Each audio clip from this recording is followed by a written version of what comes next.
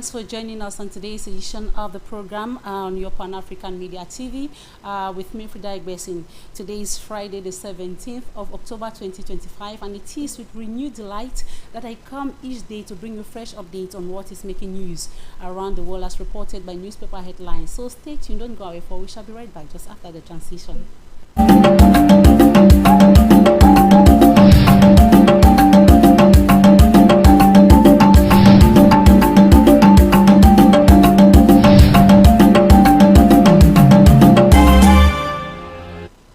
Welcome back, beautiful viewers. If you are just tuning in, you are live on Pan-African Media TV, and the program on air is well in print with me, FRIDA EGBESON.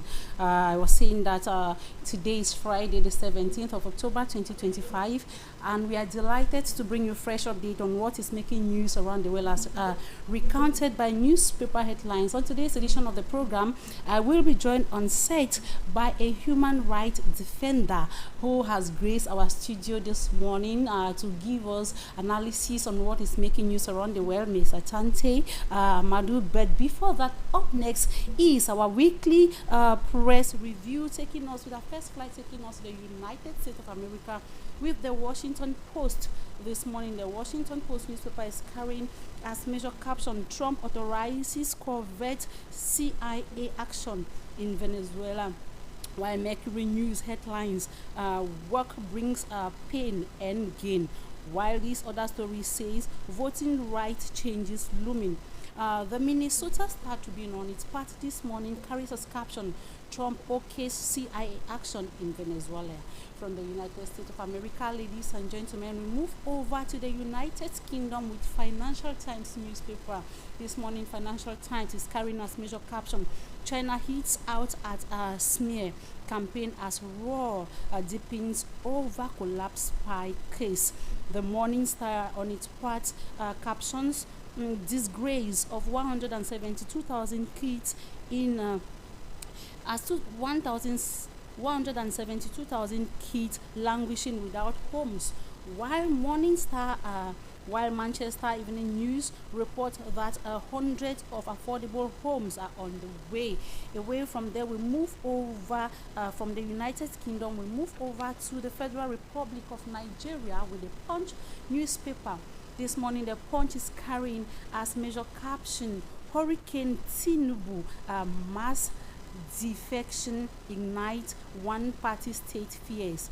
And from Nigeria, we cross over to neighboring Cameroon, ladies and gentlemen, with the Champion newspaper. The Champion newspaper this morning is captioning ahead of proclamation of October 12 polls. Results, CPDM hyper-rigging machinery for decades exposed. The report says that proclamation of results without doctoring will not set Cameroon on fire. Prominent CPDM supporter in Ginicom, Maurice Tiban Kube, says CPDM fabricated results, claiming 2,241 voted Bia, while less than 130 voted. He described it as a mathematical miracle of fraud. From that, ladies and gentlemen, we move over to the Guardian Post this morning. The Guardian Post carries as caption, October 12 polls, 11 petition at Constitutional Council. The Voice on its part reads October 12 presidential, awaiting the official verdict on Savory. The men pops up nationwide. Mincom orders prescribe restraint. Atanganji threatens Chiroma. Atanganji threatens Chiroma restraints. While the Post, which is the last newspaper we are going to look at today, carries as caption, the Post Weekender. Today's caption, in post-election crisis seared in Cameroon as Chiroma claims victory at Tanganji backs threat. This other story says Minsante announces 5 COVID-19 cases as nation anxiously awaits election results. Ladies and gentlemen, this is how we saw it on our newspaper scouting for today's edition. Stay tuned, for we shall come back for the second part to analyze the most catchy news items just after the transition.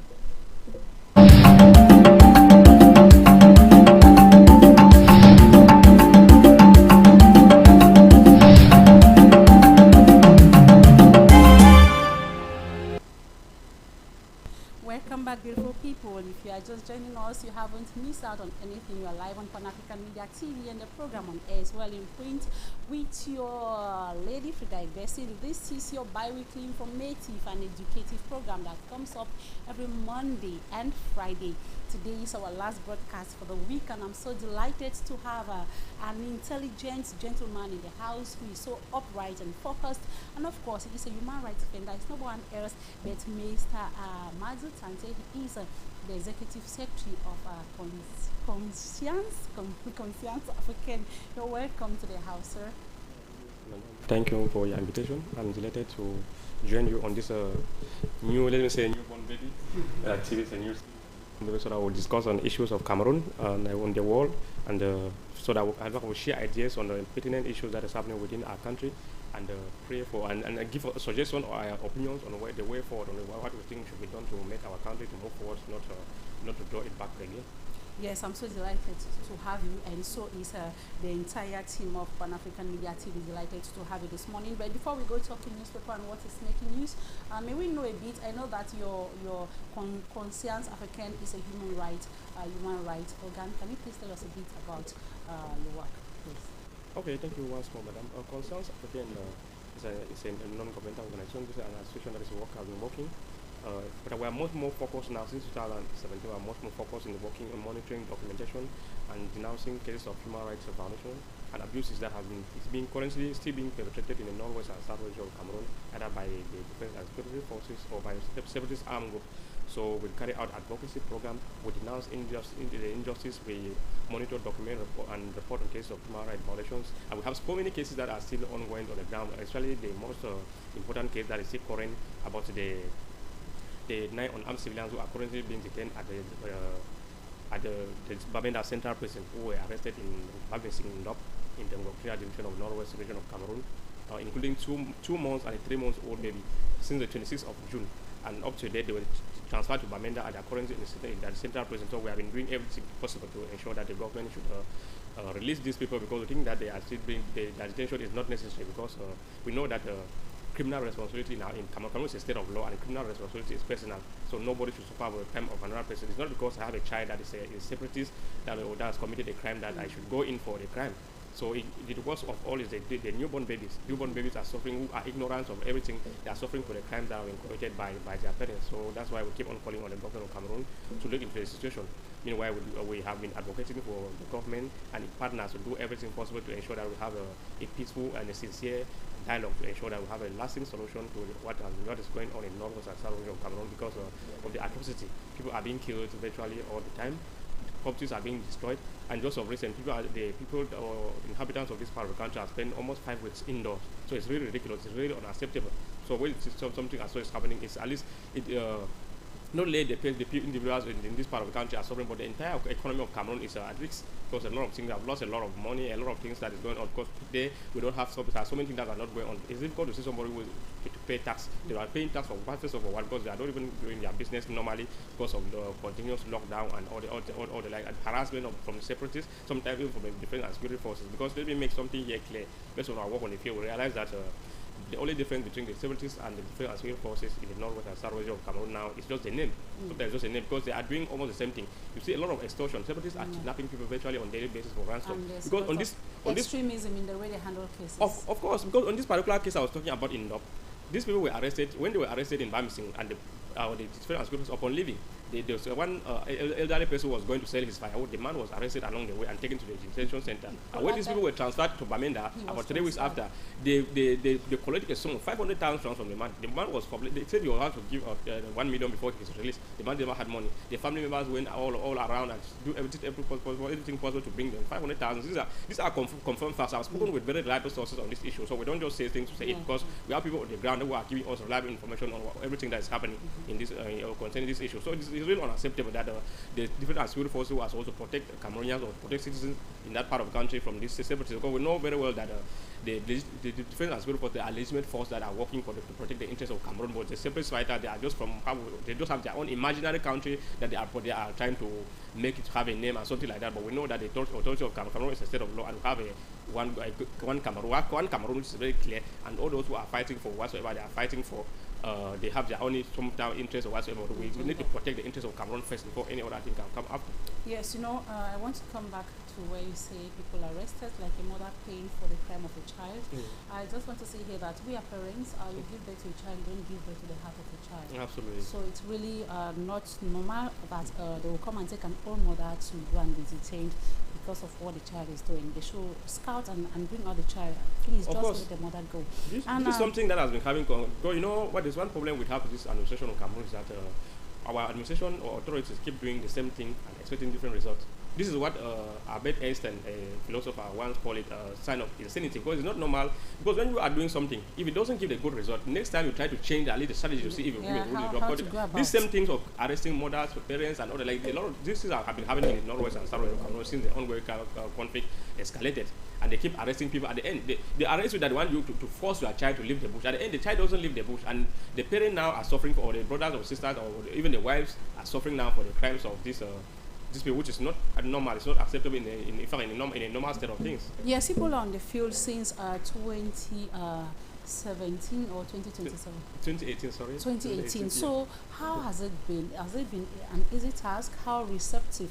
At times it can be a very heinous task to be able to access these areas. We consider already they are war zones. Nozo is a war zone. So how did people get through? Has it been an easy task? Well, the truth is that nothing is easy in life. You don't need courage, resilience, and you need to be very tactful to go about your work, because we have been going through a lot of things, ranging from threats from unknown persons, threat from some who are alleged to be members of the defense and security forces, threat from those who are alleged to be members of separatists, social media harassment, and all the like. Because sometimes when you carry out facts on a specific case, maybe the case has been committed, the crime has the human rights violation has been committed by the members of the defense and security forces, and we document this case and publish them.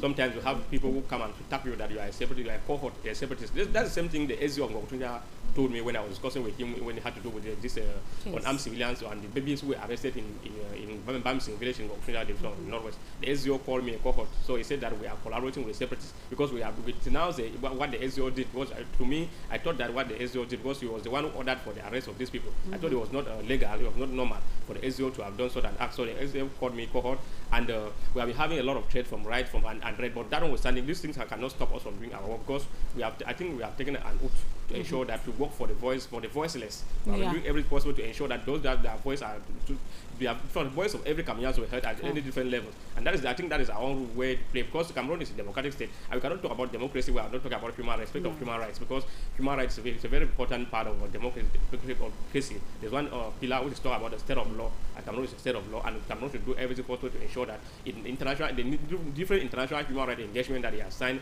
should be respected. So if they are not respected, then we are in a lawless state, which is not normal. So that's why we keep calling on the authority to do these things to ensure that we have peace, or in normalcy returns back in this part of the country, because of what we have been witnessing in Cameroon, in this part, in Northwest and South region of Cameroon. All right, thank you for shedding light into what concerns AFRICAINE does. So now we are going to analyze what the newspapers carry this morning. We are going to the UK with the first newspaper we shall be looking at this morning is going to be the Morning Star. The Morning Star newspaper, please, if we can have the Morning Star newspaper on the screen. The Morning Star here is carrying as caption that a disgrace of 172,000 kids languishing without a home. This is the UK we're talking about. Apparently, newspapers don't just write because they want to write. You see the number of kids, like homeless kids, like people without home. If we see this from countries we hold in very high esteem, we think that we are Africans and we suffer in our own country. And now we come to country where we look at as role models. What crosses your mind? What goes through your mind to see such a caption? Well, to be honest with you, what I have in mind is that there is no El Dorado elsewhere. That's the very reason why we have been talking to so many Cameroonians, especially those that are going to use some illegal ways to go get forcefully get their way to either European countries or America, and so on and so forth. There's no safe haven on earth. Everywhere there's a problem. There is no country on earth here where there's no problem. We have a problem of everything. So that's and if you have to look about this kid, you realize that majority of them should be children coming from either from Asian or African countries. They should be migrants. So that is what has been happening. So there's no safe haven. The only issue there is that you have to make your own home or your own country to be that heaven that you want it to be. So don't think that they are picking money somewhere. No, there's nothing like that. So whatsoever the case, you have to work in order to have what you want. And when you are working, at least you need to consider what you are working. Give time. We have to give yourself time, because everything in life, after we are working hard, it must take a lot of time for things to materialize. So you don't need to take risks to a certain extent because we want to go to Europe, go to America by all costs. So first thing we have to know is that there is problem everywhere and there are unemployment everywhere. But even though the case of our own country is a call for concern, because our own leaders have exaggerated their own, and we think that at least if things are done in the right way, if you have a good leader now and things are done in the right way, all these things will have to an end. The situation the Cameroonians have been going through for quite a long time now. All right, and Manchester Evening News comes to bring consolation to what they're saying. Apparently, this situation has been listened to by the powers that be, and Manchester Evening News is telling us this morning that hundreds of affordable homes on the way. You see, this comes as a sign of relief, right? Of course. The issue now is how to go about having a house. How will they just keep their houses, or at times there in the Western world, it's easy for the government to take a child from you and keep safe, and you the parents. Well, let me say first of all that one of the very important aspect of leadership is to have that listening ear. When you have a leader that have the good listening ear, that listen to the people, it means that there's possibility that things will go the right way. And we have this, what I think is excellent with most of these leaders from the Western world is that they are always very active. They are good listeners. They are good listeners. They always listen to their people. Whenever something as such comes, they say that they want to provide, they always try to look for solution to that problem. It's not the case in Cameroon where we have leaders that have deaf ears. We have been crying on so many things on daily basis and all the like, but little or nothing seems to be done to address some of these issues. Especially when they don't have interest, because our leaders still seem to be working for interest. So that's why it keep making things very, very difficult. So this one, providing the home is a good news. At least from there, the first thing now is to have a home. When you have a home, from there now you can start struggling. Other things can come after. Then Mercury News. Mercury News also has a very important what caught my attention. Mercury News is carrying this morning as headline say, work brings pain and gain. Work brings pain and gain. Now it's the reality. It goes for every other country. Work. You expect to work. There's no food for a lazy man. Gone are the days where manna fell from heaven. Now you must work, no matter how difficult it is. Like people, especially who are out there, they work their ass out. People have full-time jobs. They have part-time jobs. The money comes, maybe they don't even have time to spend the money. You feel tired, but you still have to go work. But here, there is something, in as much as our youth are struggling to see that the work is like people have a mentality to sit on their laurels and be expecting that things will, manners or God will operate miracles for things to work. What do you have to say in relation to this? Some people do not want to go through the pain part of it. Some people do not want to work, they want to live well. Yes, that is the first thing, the mentality. And sometimes you think the people have a lot of role to play when it comes to this. Because somebody like me, I said I've been working since 2018 in what it has to do with not as Southwest. Most of the things we're doing these things as volunteers. I have been working these things, making a lot of sacrifice to ensure that we make ourselves, sometimes make ourselves a name, or we have to make effort to work is to a very tough condition, either in terms of finance or the security situation and all that. Like, we have to take those risks because sometimes we are passionate about what we are doing, even though at the beginning it's always very difficult because of the either little or no pay. You are not given anything, no motivation or no motivation. But when you keep on doing it along the line, now you can have some visibility. And when you have visibility, there's possibility that you have every other thing will follow now, because you start having different advantages from right to left. So the first thing is that in life we need a lot of sacrifice first. It's not that somebody who just finished his maybe has an advanced level or degree and you write a concours and you succeed. So you are it's a completely different thing from that. When you want to make a profession and be an entrepreneur of your own self, or you want to be a society leader of yourself, you need a lot of sacrifice. But something just the problem we have in Cameroon is just our educational system. That's the first problem, because I know that one of the major reasons why we have a lot of problem is with employment and all that in Cameroon, because most of them, when we are going to school, people will just learn about especially those of us who went to school in the yesteryears. Yeah, of course. So they don't make things more professional to guide. Like they were showing us to give us a civil servant mentality, because that's apparently what is holding some of the youth down. They cannot lay hand on. Yeah, that is the issue. Because normally, even at the level of the nursery school, when they are bringing up children, there are some certain things that need to be enlightening them or guiding them to because so to that knowing very well that will help them in the future. Because I'm today working as a civil society actor, human rights defender. But before I left University of Yaoundé too in Soa, 2013.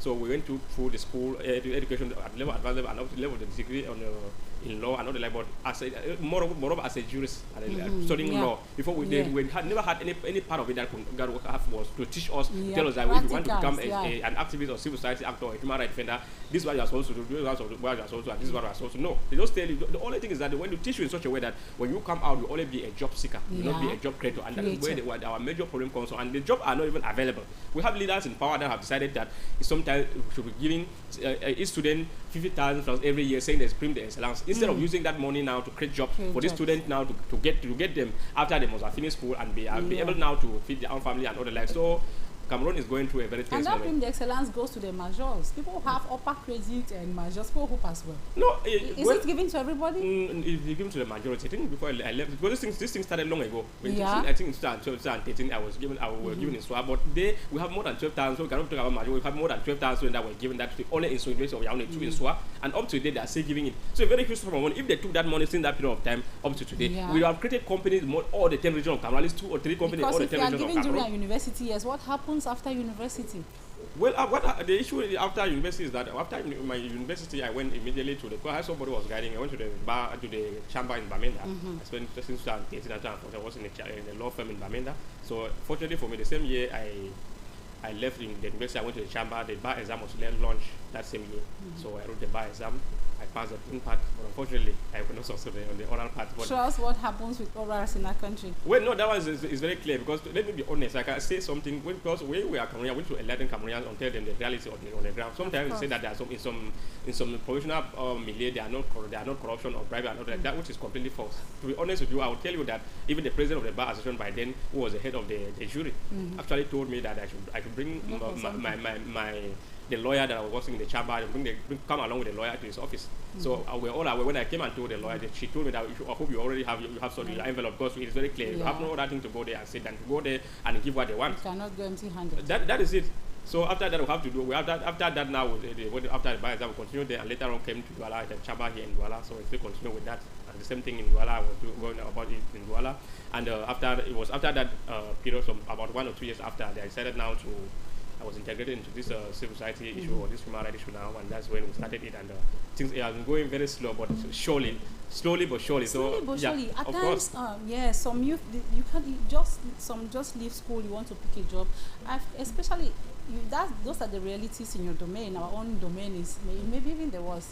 Journalists are one of the most least paid people in the country, but it depends on how you go about. And you cannot just leave school. It's extreme luck for you to leave school. You are recruited and you will have a salary that can, because it's a profession where your take home cannot take you home. Yes, your take home cannot take you home. That's why you see some journalists will compromise. Yes, because honestly, I told somebody, I have friends who finished school. I've been practicing for 12 years today, and I have friends who never practiced. Yes, like once. They're always the fortunate ones. They are like scared, They know when passion keeps you going. That is the issue. I worked without a salary for over a year in that is the first thing. That is the first thing. When you have the passion about what you are doing, you're very certain that you'll make it. No matter how long it will take, you definitely make it. That is it. Yes. So while I was there, I first came I'm doing professional internship, because the same TV organ, I did academic internship. It was just 1 month, because I did 1 month radio, 1 month TV. Then I went back to school. And before going back to school, the boss there was like, I told him I'm going back to school. When I went to school, after school, I had an incident that broke me, so I could not stay home. I said, I will not even stay, let me just go back, so I'll keep myself busy. I went back there. Then I said, I want to do voluntary service. They took me. I did voluntary service for 6 months, 7 months. The third month, the number 8 month, I applied for employment. The man never said a word. He did not say anything. He did not give any feedback. I worked for a year, nothing. Then I made a complete file and traveled to Douala, because the owner of the media organ was here. I came. When the man recruited me, I said he recruited me because I've worked for a year. He knew me, but he never knew that I was not an employee.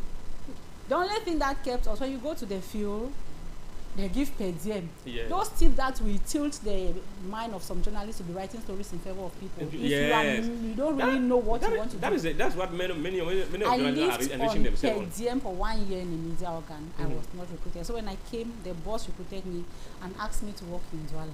Yeah. Now I'm in Yaoundé. I think I'm already familiar with the environment. I told him, say, with all due respect, I appreciate the fact that you're suggesting me to come here, but I'll prefer to go back to Yaoundé. Then I'll see how a transfer can be planned. For now, I'm not ready. I went back to Yaoundé. So at times you need to push. Of course. You need to push and you need to be determined and focused. Focus. Yes. So one of the highest, the thing I've noticed in the professional milieu is that when you are passionate about your work, you just need to take the patience and be completely impartial and neutral in the way you are in the way you are working, because most of those in the professional milieu, be it a journalist or even in the civil society or human rights defenders, because there are some human rights defenders that are working with them who are actually working in favor of some people. They compromise. Yes, and the other side, because they want to make quick money. Yeah. And when you make it like that, you easily get lost credibility. And you will not even go far, because when you are very neutral and impartial in your work, no matter what people tell you, the only thing is that you consider your work is that you will reap it at the end, but you do, and at the end you make it, and you make it in a grand style. But when you are rushing to have the money, you have the money, and they will say frustrate you. By the time that they don't have the money, does not come, they will not have the motivation to work. They will not have the motivation to work. The high thing is that when you choose a profession, you just need to passionate about what you want to do. Yes, you need to passionate, be resilient, and take your time to do your work well. Don't go because you want to satisfy some people, go and write report to favor of people. Because I quite remember that some years back when I was discussing with one of our partners working at Amnesty International at the researcher for West Africa. So he was trying to ask me about some of the security situation we are facing in this part of the country. So they asked me when I explained to him that sometimes we have people who claim to be separatists who try to tap us, give us the names that we are paid agent of the state, and we're working when we denounce the act of the abuse of separatists. And at the same time, some people who claim to be supporters or those working in favor of the government, they will say sometimes when you denounce their own injustice or human rights violation, they will say that no, you are working in favor of separatists. So he told me that I should just stop. And when I stopped, he told me that no, it's very sure now that with the work we are doing a very good job on the field. Because when you are working doing a good job, you are having attack from the two directions. Of course. Yes, but when you are in the middle. Or you are now at the middle, because I know you are now at the middle. But when you are not, you have been targeted only on one side. It means that you are impartial on the work you are partial on the work you are doing. Yes, so favoring one party. Favor one party. So we keep making Cameroonians to understand that it takes a lot of time to make it in life, especially when you don't have somebody like Godfather. Because we are in a country where people live with Godfather issue. The Godfather syndrome. So the Godfather syndrome. But apart from that, we need to work extremely hard in order to make it in life. If not, it will be very complicated on your own side. So Cameroonians need to take patience. And the first thing here is that we have to have a focus. You cannot succeed when you don't have a focus. You need to look a particular direction. Know that no, this is the particular direction that I want to go. And you put your mind on it. No matter how hard you will be, you need to take patience and concentrate on what you are doing. At times you reap in a grander style on it. So Cameroonians don't need to just keep relying on keep saying that no, we need to do this, we need to do that, because and this type of unemployment issue has been forcing Cameroonians to do terrible things, because when you see some people, many people are joining so many professions, it's like teachers. You have seen what I've having in previous years, because we want to have magical, and when you go and have that magical, the next thing is that you go and borrow money and go to Canada. Go and borrow money and travel out of country. You see the minister keep publishing lists of so many teachers that are nowhere to be found. It's because of this kind of thing that people join their work because they don't have that passion. And because you have money now to go and bribe your way in now, you go and bribe your way in, and after now you abandon the work now and go. Those who are really passionate to do that work, they are not able to have that money to go and bribe. The job becomes like a stepping stone. Did you see like a stepping stone? That's what people are saying, Cameroon. They keep telling you that no, the most important thing here first is to have a magical. Yeah. You just have the magical. That's the only you have to have the magical. So it becomes very complicated. Since Cameroonians and some of these citizens are not patriotic, they don't think about the interest of the country, they just think about their personal interest. So they just do what they have to do and go away with it. We jump and pass. Yeah, what I know is that after the rain comes the shine. All right, we'll move to Nigeria with the Punch this morning. The Punch Nigeria, our lone newspaper from the Federal Republic of Nigeria this morning, is carrying as caption Hurricane Tinubu. They say Tinubu mass defections ignite one party state fear. You know, the Nigerian president also is not an easy task. He has told us so many things as they are preparing for election in 2027. Camps are preparing, so he has a strategies. Like he told them in one newspaper that they should not worry about 2027. They should prepare for 4 years after 2027. Is it 2031? Yes. So now what's happening now is like they are giving the feeling that they want to orientate themselves towards one party. When they talk of this one party, do you think it can be a good system of governance, either for Nigeria for another one party, just one party system? Well, I think the trend of democracy since in the early 90s has not been behind any African country, and I must applaud the case of Cameroon, Nigeria, compared to other neighboring countries, because at least the situation in Nigeria when it comes to democracy has been very evolved. It has been evolving, because you keep saying, because one of the pillars of democracy is a change of power. There should be evolution of power. Power should change, and for the past years we have seen what has happened in Nigeria. Nigeria has had independence for 65 years. They have had 17 presidents. You can imagine. Meanwhile, we are still here with two presidents after more 6 years of independence. So that's why I was saying, because in the case of Nigeria, it's very, very different. So most of, not only Nigeria, but most of these African countries here, especially English countries, yes, Anglo-Saxon countries, their own cases are always very different compared to the French part of French countries. So I think there's in Nigeria, it's not possible to go back to the one-party system, the democratic. If you on the democracy, they need to look for ways of ameliorating the democracy, because democracy is a process. So they need to keep changing things gradually. So I think the case of Nigeria, at least we are praying that we will have a change in leadership in our own country, as what we have been witnessing in Nigeria. It should not be a situation where one man will sit in power and just say that, no, I am Cameroon and Cameroon is me. All right, so we move over to the Republic of Cameroon, where almost all the newspapers have caption related to one story. That's their opposed elections period in Cameroon. We all know that Cameroonians went to the polls on the 12th of October to cast their votes for who they want to see govern the country for the next 7 years. So this morning, the Champion newspaper, which is the first newspaper we are touching in Cameroon, has listed a couple of things with their caption carrying this morning. They say, ahead of a proclamation of October 12 polls results, CPDM hyper-rigging machinery for decades exposed. The report says that they say pre-proclamation of results without doctoring will not set Cameroon on fire. Prominent CPDM supporter in Ginicom resigns and has given a list of reasons why he has resigned. So let's look at the period as in general before coming to talk on precise items on here. How have you observed the period after election? How has it been? Does it ignite fear when you watch at what is happening for these few days? Well, let me first of all say here that our organization, Concerns Africaine, in partnership with other organizations, have been working. We are working to monitor and document the cases of human rights violation before, within, and after the election. So even during the election day, we have our collaborators who work in collaboration with them to observe the election throughout the national territory. Yeah, so that's the reason why 2 days ago we came out with a press release, a statement, preliminary statement of to tell Cameroonians, or to tell the national and international community of what our observers observed in the ground on the day of the election. So what was the human rights situation like on the day of election? Well, from your reports, from what you gathered? Well, permit me to say first of all here that particularly in a place like in the Anglophone region of Cameroon, our contact persons or the observers who were down there, because normally we didn't have even though there are a number of observers that we route, or a number of people that will get the Minister of Territorial Administration to give accreditation or give them badges to permit them to observe election.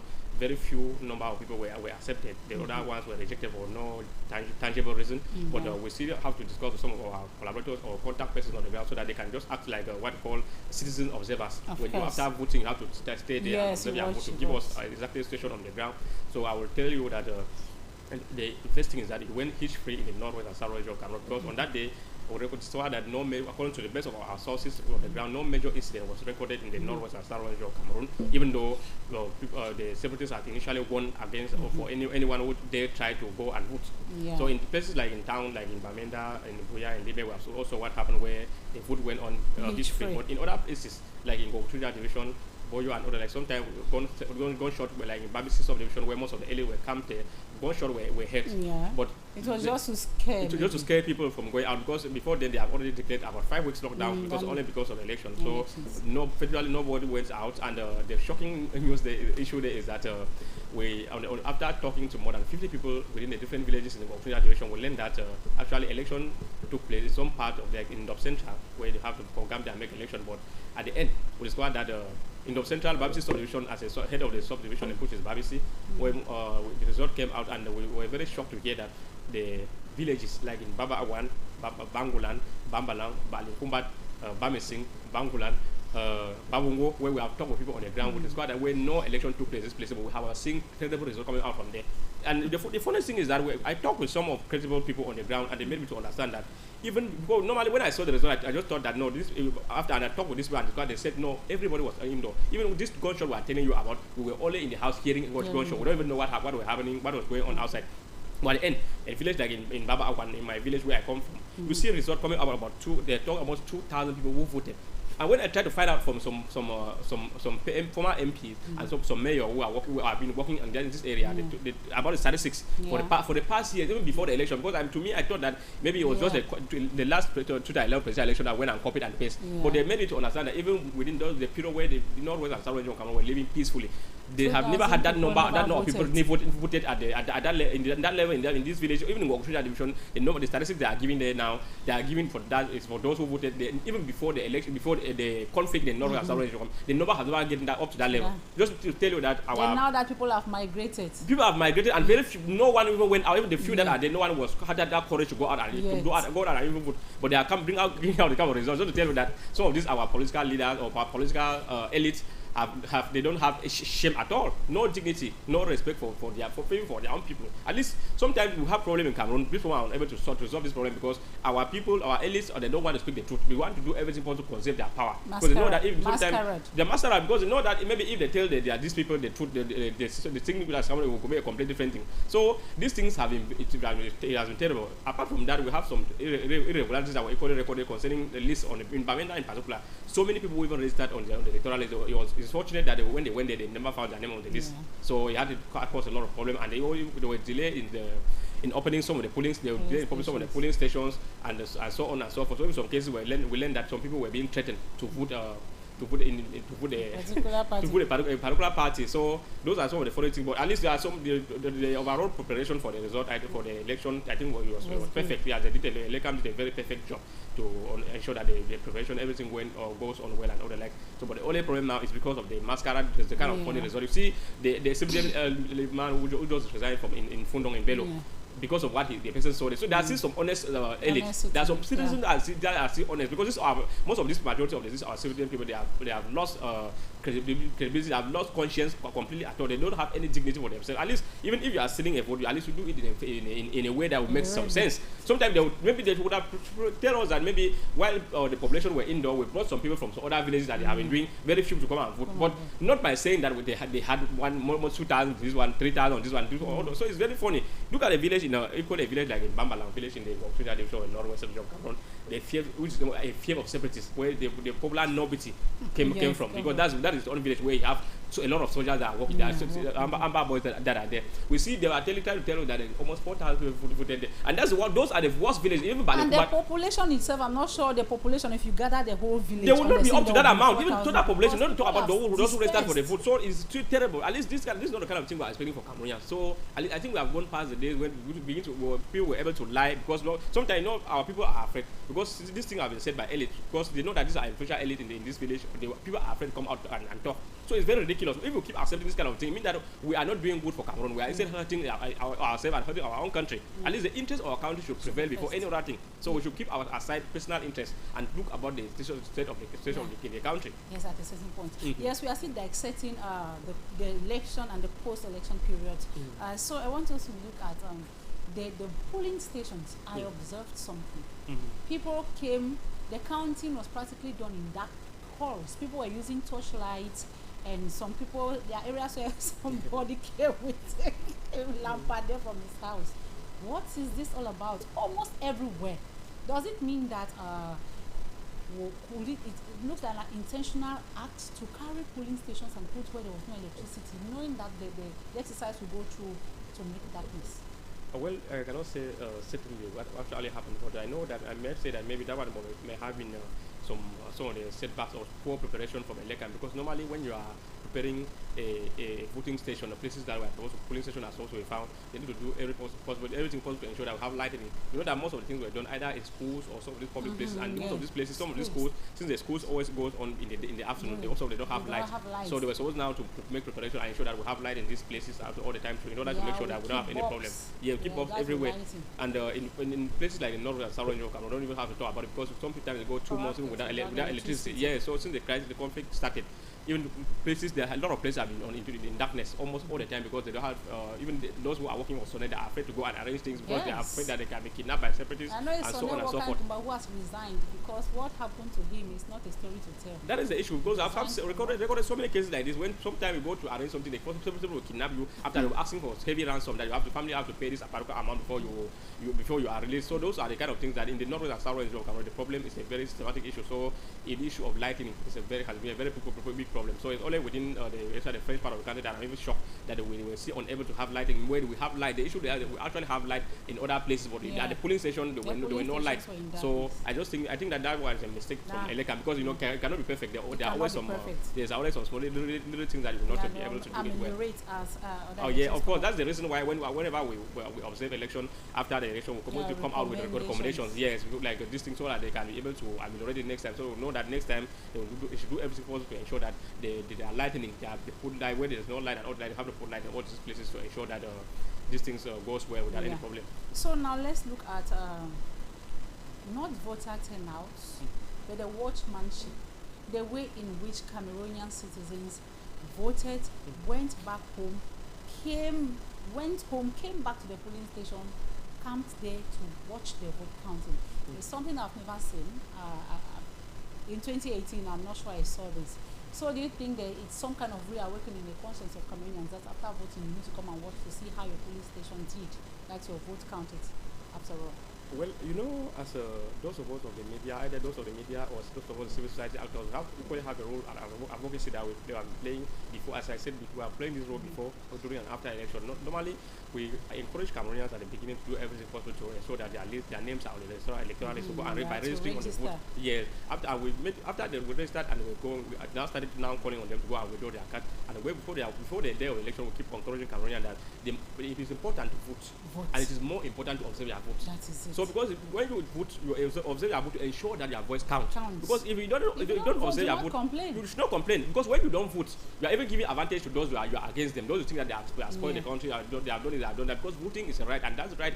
When you do it, it is very, very important. Because when you abstain from voting, means you are indirectly voting. You are indirectly voting those that are the same people that are complaining about them in power. So we have to continuously tell Cameroonians that when you vote, make sure that you observe your vote to ensure that your voice counts. That's the reason why sometimes you are seeing Cameroonians, and sometimes because of ignorance, many people were not aware of this. They never knew that you have the right to stay back there and at your own polling station to ensure that where you voted, you have to go and join the people to count the election. These things to ensure that this is what happened at my own place where I voted. There was this number of people for this one voted for this one. At the end, the result was like there was zero like that. So that is the issue there, and because of some of these things, I've been seeing people saying that this year has been like an eye-opener year for Cameroonians. No, this one has been an eye-opener because of the role we have been playing, and the role of the media have been playing to enlighten Cameroonians. Because sometimes some of these things are being done out of ignorance. So Cameroonians, I think now Cameroonians are more enlightened now than ever before. That's the reason why you have seen people agitating, saying that no, they should ensure that our vote counts.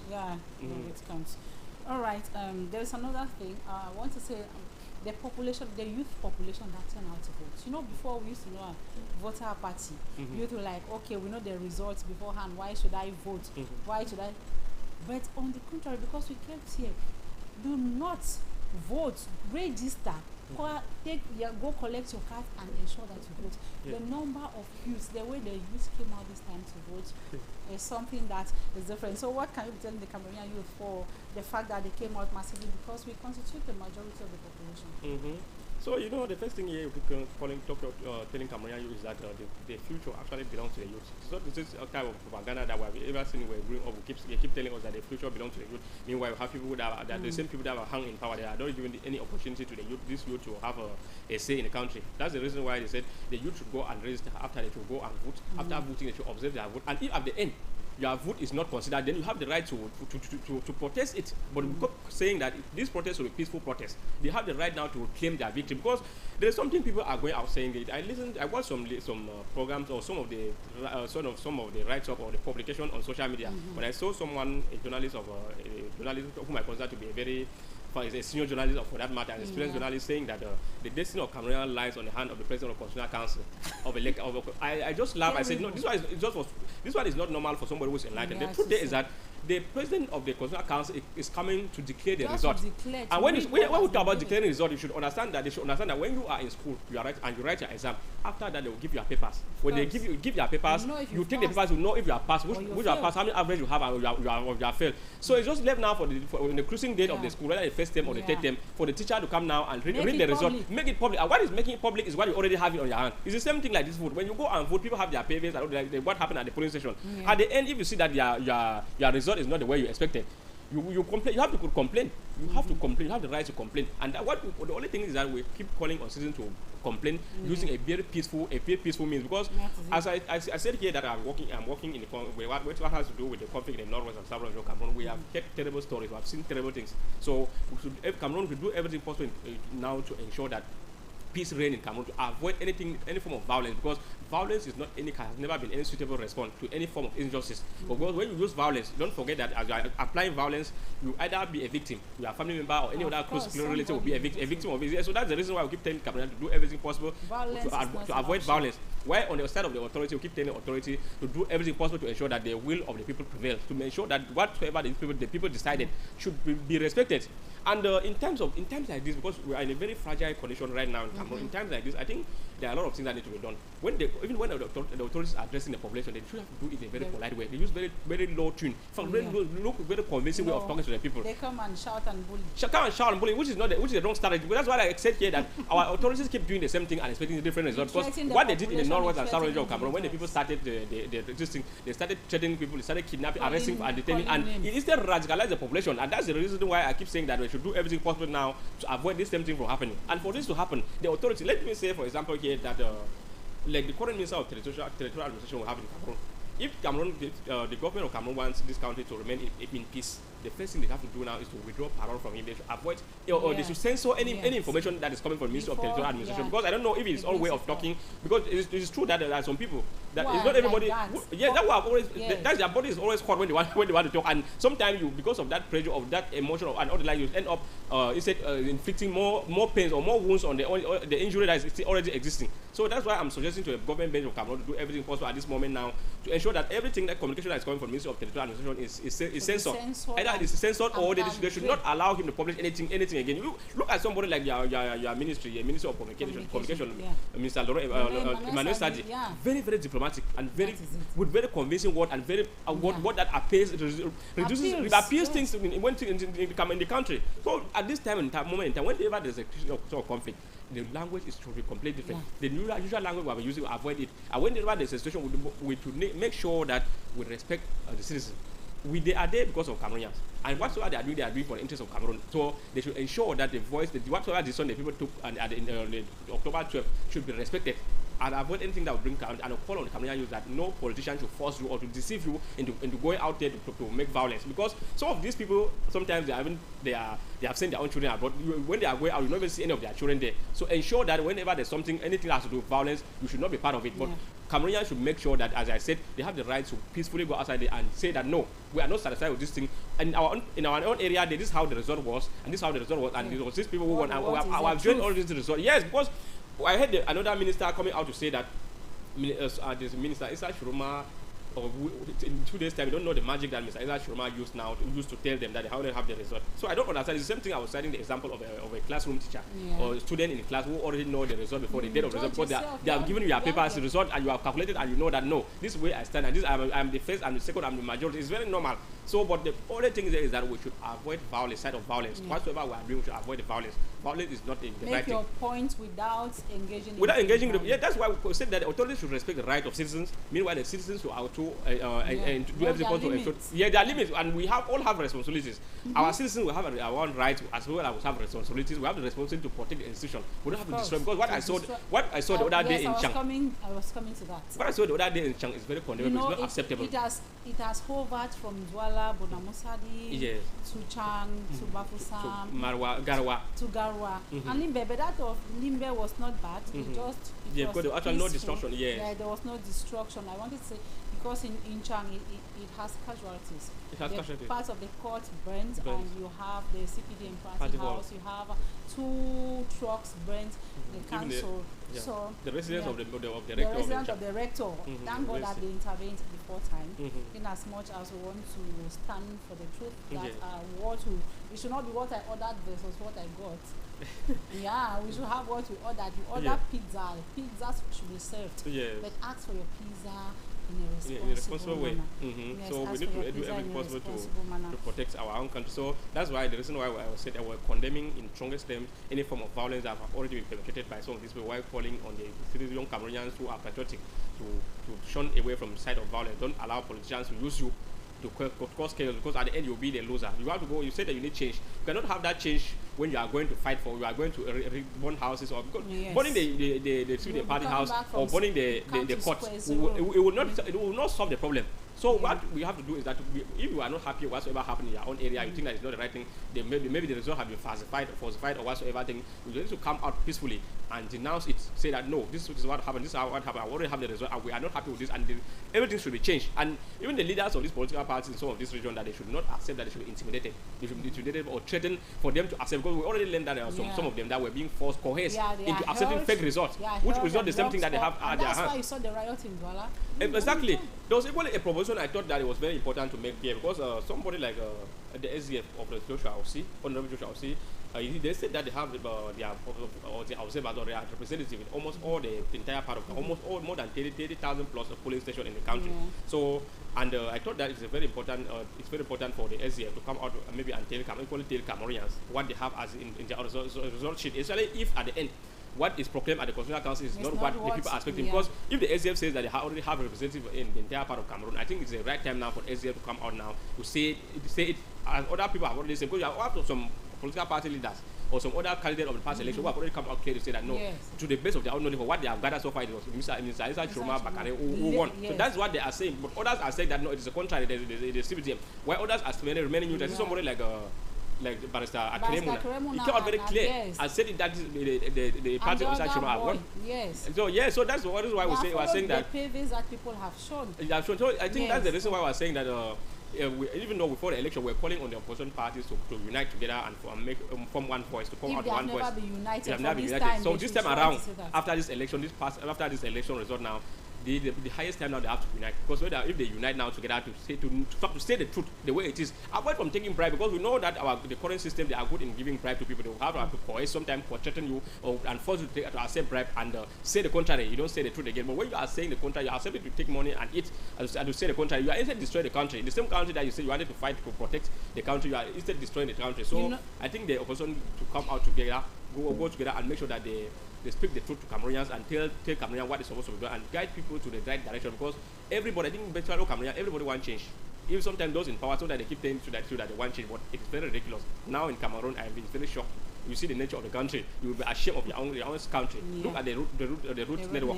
The terrible situation. Sometimes you are traveling to Yaoundé, you have to spend more than 8 or 10 hours on the way because of the route. In Douala, the situation is the same everywhere. Bamenda, Douala, Bawusam, Douala, Bamenda, the same thing. So at least I think Cameroonians we need change, but that change will come through a peaceful way, and a democratic way, and not through violence. So that is what we keep insisting, keep telling Cameroonians that no, they should do everything, because peace is priceless. So we should do everything possible to protect the peace of this country. Yeah, you know, the Guardian Post this morning is talking about October 12 polls, 11 petitions at Constitutional Council. When we see 11 petitions at Constitutional Council, we know out of this, everybody is not from a political party. Cameroonians themselves have presented their petitions, but we have some members of the opposition party who have their. But what is intriguing is the is it NFSC, the Children's Party? Yes, they have said they will not, for any reason, submit any petition at the Constitutional Council because they know the results that will come from the Constitutional Council. What do you think about that? Do you think it might be a wrong move? Or it's because they are sure of what they have? You know, there's one thing that the Minister of Territorial Administration kept saying, that it's only the CPDM that have representative in all the polling stations in Cameroon. Maybe he stood on the path that other political parties do not have representative, but it's not like the match that was said to be between Real Madrid and Cotton Sport. The supporters decided to enter the field to be the watchdog because, like, you do not have a representative anywhere, but the population stands to watch. Yes, of so course. do you think the decision by the party to say they are not going to submit any petition is because they are sure of what they have at hand from the results they have gathered from the playdays and feedback from those who stood for them is what is guiding them? Well, let me say first of all here that the first thing they, as well said, is that the party of Minister Chiroma Bakari, they already have their results. Yes. The result, according to them, that they got from the polling station. From their representatives who were there, they have their result, and they think that from what they have gathered so far, they are winner. They are the winner. So they don't have any problem, even though we have seen a lot of things that have happened in from rigging, from adding additional ballot box and from and all the like. Changing results, yeah, so if they think that they have their proof to show that they have already win, and there is no need for them to appeal for the Constitutional Council, then it's for them, because it's true that the Cameroon is a state of law, but sometimes even some of these institutions, they only work in favor in the CPTM. They work for they don't bite the finger that fits you. We have all seen what happened with the case of Professor Kamto. Professor Maurice Kamto, which we all know that was unjustly sidelined because of this thing. Well, they unjustly sidelined Professor Maurice Kamto at the Constitutional Council because they knew very true. Well, this is such remarkable. Maybe it's such remarkable to believe that if they go there now, these people will able now to use that opportunity now to say that no, you didn't want, we have already falsified this result. I'll give you a wrong result, and they think that no, this thing, if we go there now, no. Anyway, they say they will not go there because they already have the result. They already have proof that they are with. So if they at the end the result is proclaimed, and what is they will see is not what they already have in front of them, then it means that people are falsified, and something is wrong somewhere. As I rightly said here, when you have your result of your different subjects already with you, you have the result of different subjects at your hand. I already know that on the day of the proclamation of the result or the closing date, this is what I will have 10 average, I'll have 11 average, I'll have 12 average because this one I had this course, I had this and all that. You have already calculated everything and you know the truth. So they will not need now to be saying that you have to go and appeal, that they should correct something when you already have your result at your hand. Except now that at the end you don't see the right result. The publication now is not the right result. Say no, you have to write a receipt. Yes, you have to write a receipt in such case to say that no. Recaits can be nightmares. I remember my receipt in the university. I repeated another year because of receipt from assembly length. No, it's not easy at times. No, even though in some universities are not always the same, but the others, like here in the University of Douala here, because University of Douala here is a very complicated situation because when you write the receipt, sometimes they take time to mark all the entire scheme of students and bring out the results. Sometimes they take more than at least about 1 week to mark the thing and publish the result. We write a field exam on Monday, and the next morning you have your result. But you write the case only for a few students. Write the case, and the case sometimes will stay even for more than 1 month, even up to 2 months. You see waiting for the case. So sometimes it's very complicated. We need to ameliorate some of these things for the interest of Cameroon because it makes students very frustrated. Recaits or nightmares. All right. So there's something I want to say. You see the way. When we talk election, we talk territorial administration automatically. That's why you see Grant and Go so involved in this thing. Yeah. But to a certain point, some opinion hold it that it's because of panic. They didn't see this coming. It's like the regime in place panics. The results they have gotten from the field, the attitude of Cameroonians, the presence of Cameroonians, and the previous, the way that people insisted everywhere, people start incidents here and there, is causing Ghana and Tango to be under some kind of pressure and panic. That's why. Should there be any reason why the regime in place should panic? Well, but normally when you are in power and you are expecting to continue your mandate, and if you see things not going the way you initially planned it to be, it's very normal for you to panic. But when it comes to the threat and the intimidations that we're getting, that one has been a normal thing for the regime in place. We are all aware that the current Minister of the Territorial Administration and some other people, some of his collaborators or members of the government have been using intimidating way or threats to silence or Cameroonians and to shut up citizens from freely expressing themselves. So I don't the behavior, their modus operandi is normal. So I don't think there's something strange about it. But it's very normal that when you are in power and you're still trying to conserve that power, and after maybe an election as such, you start saying things not going the way you planned. So it's very normal for you to panic. Yeah, exactly. It's a very normal thing. All right. So with the last thing we want to talk about here is the MinSante, the Ministry of Health, that has announced 5 cases of COVID-19. You see, in Cameroon and some regions are concerned. Does it make you feel excited? Because when I hear COVID-19, it echoes in my head like it can give me an automatic ache. COVID-19. COVID-19 has been a very, very serious pandemic that dealt with the whole world and Cameroon, and equally Cameroonians. COVID-19 since 2019 and all, like, so they call it COVID-19. Yeah. And when you say COVID-19, the first thing that came into my mind was what we are commonly heard today as COVID gates. Yeah, because we're in a country where there's little or no accountability, where the money that were meant to fight this pandemic has completely disappeared, and they are nowhere to be found. Siphoned by some of our leaders, and nobody is saying anything about it. Sometimes when you go out to denounce some of these things now, you are being regarded upon as a threat to the citizens, because there's no leadership without accountability. If you are able to account to your people, that's a very big problem, and this one will not push our country forward. So that's the reason why I think if there is COVID-19 now, to take precautions and make sure that at least we avoid some certain things. So a lot of things. We know that with that, what even save Cameroonians is what some of these traditional medicine that we discovered by some of our traditional practitioners. Yeah, because those are the sort of things that actually help Cameroon. Even though in some countries the situation was not really an easy one, but thank God that our ancestors are always alive to ensure that Cameroonians are safe.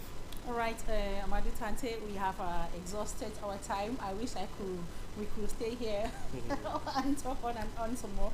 But I want to believe that you still create time some other time to come and visit us. So if you have to look straight into your camera and talk to Cameroonians, we await the proclamation or the official reading of our results of the October polls. What you will be telling Cameroonians?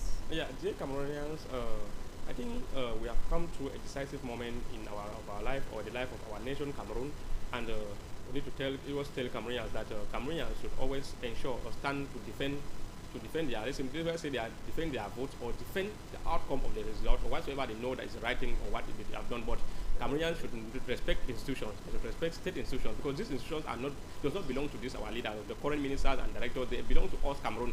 And whatsoever we are doing, we will too suffer the effects of what we are doing. So I call on Cameroonians to remain steadfast, remain calm, and wait for the 26th October proclamation of the result. Because we need to be patriotic citizens, and we need to work as a jurist, I would say, in respect of the law and the principle of the law. And that is the same reason why we are saying that Cameroon, for citizens need to respect the law. Meanwhile, the authorities too need to ensure that the law is enforced, ensure that they do the right thing, and ensure that when somebody decides on something, or if the people have decided on something, even whether it was in favor of this or in favor of that, based on the proof that is on the ground, they should do it the right way to avoid any funny things. Because with the way things are going in this country now, with the fear that anything negative can happen to Cameroon, but I keep calling on Cameroonian youth to remain very vigilant. Avoid following any form of going about any form of violence, or following any politician or whosoever is igniting you or calling you to go out and burn houses. Because I already seen some Cameroonians who, actually those in diaspora, who are saying that people should burn places. Those things are not what they do not bring any solution to the problem we have in Cameroon. We have a problem. We use a genuine way or a peaceful way of addressing these things, and not through violence, because violence has never been a suitable response to any form of injustice or whatsoever. Because if Cameroonians are not okay with the outcome of the result, when we must have come out now, you can peacefully protest and to denounce it, to say that no, this is what has come out is not what we have as proof and on our hand, based on our foot and all the leg and all the stuff, but not through violence. We should do everything possible, but avoid the side of violence, because we are still living the consequences of what is going on in the northwest and south region of Cameroon for almost 10 years today. So let's do everything possible to protect the integrity of our country, Cameroon. All right, once more, thank you, Sir TARNTEH. I want to say this is how we saw it on today's edition of the program. Ladies and gentlemen, I want to thank you for being steadfast, for being patient with us, and seeing to it that this program came to light today. We have had some hurdles, but thank God that finally We didn't keep you wasting your time today. Thank you for your faithfulness and thank you for always being there. It gladdens our heart to always know that you are scotched in front of your TV screens, in front of your YouTube channels, in front of your YouTube pages and Facebook pages, on even in your office to watch. Give us your comments and of course see how we can make the program get better. I want to say thank you to Adrian who braves the greater odds this morning to be here. I want to say Adrian, thank you for your effort and for these beautiful images you've given us this afternoon. Today is a Friday, it's a weekend. Ladies and gentlemen, you heard it from our guest. In as much as we are anxiously waiting for the proclamation, official proclamation of our October 12th post results come October 26th, we should exercise restraint, stay focused, be civilized, and in whatsoever thing you do, avoid violence. Violence will never be an option. And it is on this note that we call it quits for today's edition of the program. We say until we come your way on Monday, stay blessed and have a beautiful weekend in the company of upcoming programs. For the World Global Insight will be yours at 4 p.m. with Clarice Wideoven. Bye-bye.